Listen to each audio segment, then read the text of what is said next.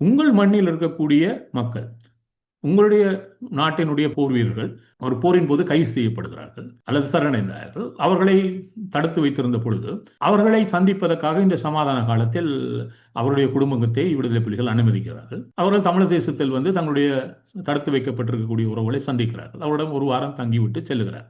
அப்பொழுது சென்ற பொழுது ஒரு சகோதரி தன்னுடைய கணவனுடன் இருந்துவிட்டு சென்றதால் அவள் கற்பமடைகிறாள். அவருடைய ஊரில் வைத்து அவள் மிக மோசமாக வசைபாடு, உன்னுடைய கணவன் அங்கு இருக்கிறான், நீ எவ்வாறு கற்பமாகலாம் என்ற ரீதியில் அவள் மிக மோசமான அவமான துன்புறுத்தலுக்கு ஆளான பொழுது அவள் ஒரு கடிதம் எழுதுகிறார். உங்கள் யாருக்கும் எழுதவில்லை, தமிழ் தேசிய தலைமையை நோக்கி ஒரு கடிதம் எழுதுகிறார். நான் இவ்வாறு என்னுடைய ஊரில் வைத்து அவமானப்படுத்தப்படுகிறேன், இதற்கான நல்லொரு தீர்வை நீங்கள் தர வேண்டும் என்ற பொழுது அவளை அழைத்து, இந்த வா, நீ உன்னுடைய ஊரில் அவமானப்படக்கூடாது, உன்னுடைய கணவனை தருகிறேன், நீ அழைத்து செல் என்ற. நீங்கள் அப்பொழுதுதான் 2004 சந்திரிகாவுடன் இணைந்து நின்று சந்திரிகா அரசு அந்த பாராளுமன்ற தேர்தலில் பெற்ற 102 பேரில் 37 பேரை நீங்கள் கொண்டிருந்தீர்கள் ஒட்டுண்ணி வாழ்க்கை வாழ்ந்து. அந்த 37 பேரில் 20 நீங்கள் அமைச்சராக இருந்துவிட்டு பின்னர் இடைக்கால நிர்வாக சபையை எதிர்த்து வெளியேறினீர்கள்.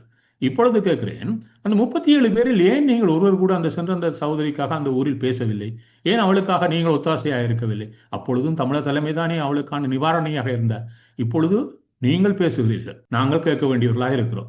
அவை உங்களுடைய மக்களுடைய விடயத்திலாவது கவனம் செலுத்துங்கள், அவர்களுக்காவது உண்மையாக இருக்க பாருங்கள். நீங்கள் என்றும் எங்களுக்கு உண்மையாக இருக்க போவதில்லை. அதை நீங்கள் இந்த 8 மாதத்தில் முழுமையாக நிரூபித்து விடுங்கள். இன்னும் எங்களில் சிலர் அதை புரிந்து கொள்ளாமல் உங்கள் மீது நம்பிக்கை கொண்டவர்களாக இருக்கிறார்கள். அவர்களுக்கு இது புரிதலாக அமையும் என்று நினைக்கிறோம். இந்த 8 மாதம் நீங்கள் என்னத்தை எல்லாம் செய்திருக்கிறீர்கள், எங்கெங்கெல்லாம் எவ்வாறு பேசுகிறீர்கள் என்பது இன்னும் புரியாமல் இருக்கக்கூடிய எங்கள் சில உறவுகளுக்கும் புரிதலாக மாறும் என்று நினைக்கிறோம்.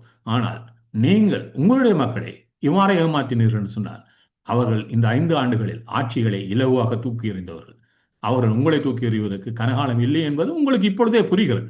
அதற்காக நீங்கள், நான் பலமுறை சொல்லி இருக்கிறேன், நீங்கள் ஆட்சிக்கு வந்ததிலிருந்து நீங்கள் ஒரு சர்வாதிகார ஆட்சிக்கு செல்வீர்கள், இலங்கை தீவை மிக மோசமான நிலைக்கு இட்டு செல்வீர்கள். அதற்கான அறிவுறுத்தல் உங்களுடைய அனைத்து விடயங்கள், அனுரகுமார திசாநாயக்கா உங்களுடைய 60வது ஆண்டு நாள் பூர்த்தியின் பொழுது அதை சொல்லுகிறார்.